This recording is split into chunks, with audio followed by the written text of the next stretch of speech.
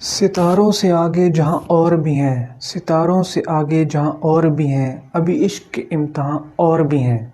तू शाही है, परवाज़ है काम तेरा, तेरे सामने आसमां और भी हैं।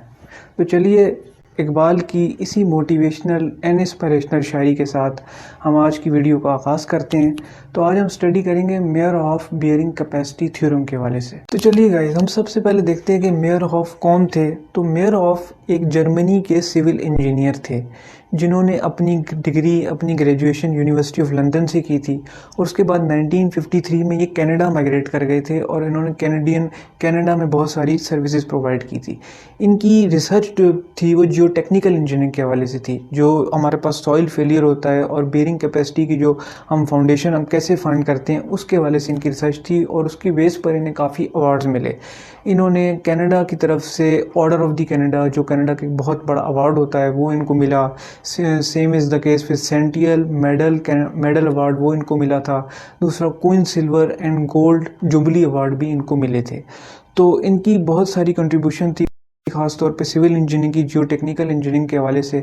और टरज़ागी के बाद इन्होंने टरज़ागी ही की इक्वेशन को फर्दर एक्सटेंड किया था, मॉडिफाई किया था और डिफरेंट फैक्टर्स को अकाउंट करके दोबारा एक इक्वेशन दी थी, जिसकी बेस पर इनको टरज़ागी अवार्ड भी मिला। जी, Terzaghi award ASCE American society of civil engineers की तरफ से एक अवार्ड होता है जो जियो टेक्निकल इंजीनियरिंग के बेस पर टरज़ागी अवार्ड दिया जाता है, जिनकी भी कंट्रीब्यूशन होती है। तो इनको वो अवार्ड मिला था।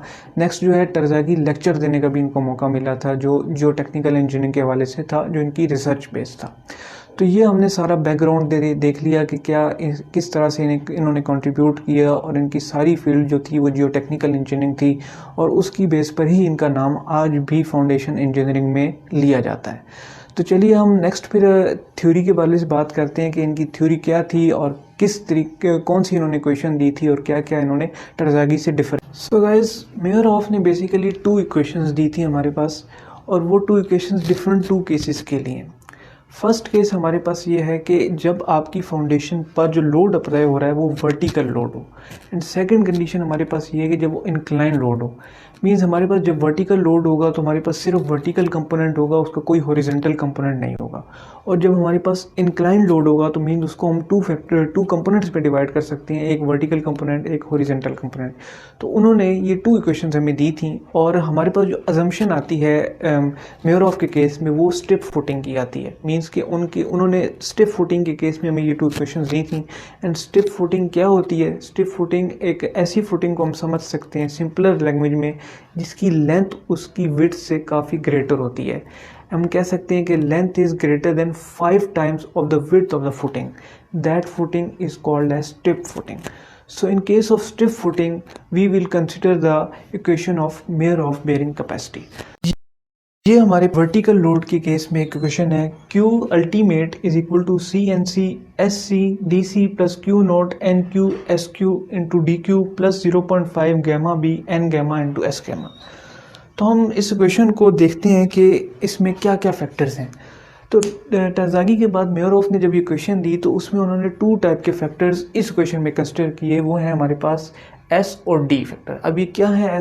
S होता है हमारे पास शेप फैक्टर्स और D जो है वो डेप्थ फैक्टर कंसिडर किए। यानी उन्होंने हमारे पास 2 टाइप के फैक्टर्स कंसिडर किए इन केस ऑफ वर्टिकल लोड के, हमारे पास शेप फैक्टर्स और डेप्थ फैक्टर्स।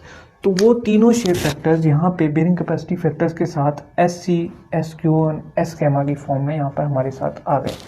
तो इस इक्वेशन की बिली कहीं पर भी वर्टिकल लोड लग रहा है फाउंडेशन में, अगर आपको न्यूमेरिकल में कहता है कि मेयर ऑफ थ्योरी के जरिए सॉल्व करें तो आप सॉल्व कर सकते हैं। नाउ अब हम इंक्लाइन लोड देखते हैं। सो गाइस, इंक्लाइन लोड के लिए जो इक्वेशन है वो फर्स्ट ऑफ ऑल यहाँ पे मैं लिख देता हूँ। Q ultimate is equal to CNC SC DC into IC। अभी IC हमारे पास एक और फैक्टर आ गया है, प्लस सेम आगे इसी तरीके से Q not NQ SQ DQ। अब अगेन IQ हमारे पास एक फैक्टर आ जाएगा IQ। तो नेक्स्ट हमारे पास तीसरी टर्म आ जाएगी। 3 टर्म्स होती हैं हमारे पास, 0.5 into gamma B N gamma S gamma into I gamma. तो ये हमारे पास 3 जो है टर्म्स आ गई, 3 इक्वेशन आ गई जिसमें 3 टर्म्स हैं इंक्लाइन लोड के लिए। तो आइए हम देखते हैं कि आई यहाँ पे क्या है। आई हमारे पास इंक्लाइंड लोड कहते हैं। इंक्लाइंड लोड मींस कि हमारे पास इंक्लाइंड लोड अप्लाई हो रहा है, तो उसी हिसाब से हमारे पास 3 फैक्टर्स आ गए, I C, I Q and I gamma. ये तीनों जो फैक्टर्स हैं ये सिर्फ इंक्लाइन लोड की कंडीशन में होंगे, बाकी शेप एंड डेप्थ फैक्टर्स दोनों ही क्वेश्चन में हमारे पास कंसिडर होंगे। तो यहाँ पर हम लिख देते हैं कि एस हमारे पास क्या है, शेप फैक्टर्स, और डी क्या है, एस हमारे पास क्या है, शेप फैक्टर्स,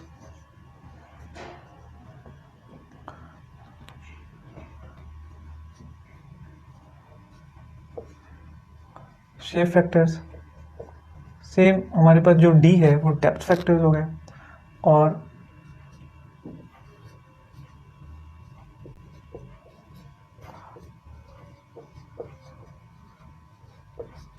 आई हमारे पास इंक्लिनेशन फैक्टर हो गए।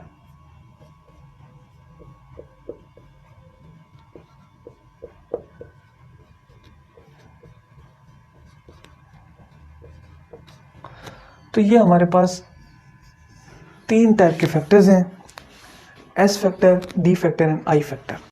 तो चलिए हम नेक्स्ट देखते हैं कि यहाँ पर जो बियरिंग कैपेसिटी फैक्टर्स हैं मेयर ऑफ इक्वेशन में, उनकी क्या क्या इक्वेशंस हैं, वो किस तरीके से हम फाइंड कर सकते हैं, और ये जो हमारे पास न्यू फैक्टर्स आए हैं एस, डी एंड आई, इनकी क्या क्या इक्वेशंस हैं। सो गाइस नेक्स्ट हम देख सकते हैं mayor of bearing capacity factors हैं। तो मेयर ऑफ ने जो अपनी इक्वेशन में बियरिंग कैपेसिटी फैक्टर्स यूज़ किए थे, उसकी इक्वेशंस हमारे पास ये हैं। फर्स्ट ऑफ ऑल हम एन क्यू की इक्वेशन देखते हैं। N Q is equal to e pi into 10 phi. अब यहाँ पर जो फाई हमारे पास वो एंगल ऑफ इंटरनल फ्रिक्शन है, जो सॉइल और प्लेन के बीच जो एंगल बनता है वो एंगल हमारे पास सॉइल ऑफ इंटरनल फ्रिक्शन होता है। एंड ये हमारे पास तीनों N Q, N C and N gamma bearing capacity factors always हमारे पास function of angle of internal friction होते हैं। मीन्स इसी को यूज़ करके हम N Q, N C and N gamma की वैल्यू फाइंड आउट करते हैं। सेकेंड आप देख सकते हैं आगे हमारे पास 10 square into 45 degree plus 5/2। Second आप देखते हैं N C is equal to N Q minus 1 into cot 5। तो आपके पास जब एन क्यू मालूम होगा तो आप एन सी को फाइंड आउट कर सकते हैं। थर्ड वन को अगर हम देखें तो एन गैमा है, N gamma is equal to N Q minus 1 into 10 1.45। तो यहाँ पर क्या है कि आप अगर इक्वेशन की सिमिलरिटी देखते हैं तो एन क्यू माइनस 1 यहाँ पे भी है, यहाँ पे भी है, तो आप इजीली इसको याद भी कर सकते हैं, या फिर ये हो सकता है कि ज़्यादातर एग्जाम में गिवन भी होती हैं। यहाँ पर आपके पास 1.4 इंटू 5 का फैक्टर है। मीन्स 5 की जो भी वैल्यू होगी उसको आप 1.4 फैक्टर से मल्टीप्लाई करके उसका 10 लेंगे। तो ये हमारे पास गाइस 3 इक्वेशंस होती हैं बियरिंग कैपेसिटी फैक्टर्स की, N Q, N C N gamma की, जो मेयर ऑफ ने अपनी इक्वेशन में यूज़ की। नेक्स्ट हम देखते हैं कि shape factors, depth factors and inclination factors, वो फैक्टर्स जो मेयर ऑफ ने अपनी इक्वेशन में इंट्रोड्यूस करवाए, उनको हम किस तरह से फाइंड आउट कर सकते हैं और क्या क्या उनकी यूजेज है। सो गाइज नेक्स्ट हम ये देखते हैं कि हमारे पास shape, depth and inclination factors की क्या क्या इक्वेशंस हैं। तो हमारे पास ये एक टेबल है पूरा, ये हम देख सकते हैं कि इसमें हमारे पास डिफरेंट इक्वेशंस आ जाती हैं। अब सबसे पहले आप देखते हैं यहाँ पर एंगल ऑफ इंटरनल फ्रिक्शन के कॉरस्पॉन्डिंग हमने shape factor, depth factor and inclination factors देखने। जैसा कि हमने बात की थी कि हमारे पास जो भी ये फैक्टर्स हैं वो angle of internal friction phi के फंक्शंस होते हैं, तो इसी के कॉरस्पॉन्डिंग हमने इसकी वैल्यूज़ देखनी है। नाउ आप देख सकते हैं कि जब हमारे पास phi is equal to 0 degree होगा तो आप देखें S Q is equal to S gamma is equal to 1, यानी कि ये दो फैक्टर्स हमारे पास यूनिटी के इक्वल 1 के इक्वल हो जाएंगे। नेक्स्ट आगे देखें, अगर डेप्थ फैक्टर्स की बात करते हैं तो D Q is equal to D gamma भी हमारे पास 1 हो जाएगा in the case of angle of internal friction is equal to 0 degree.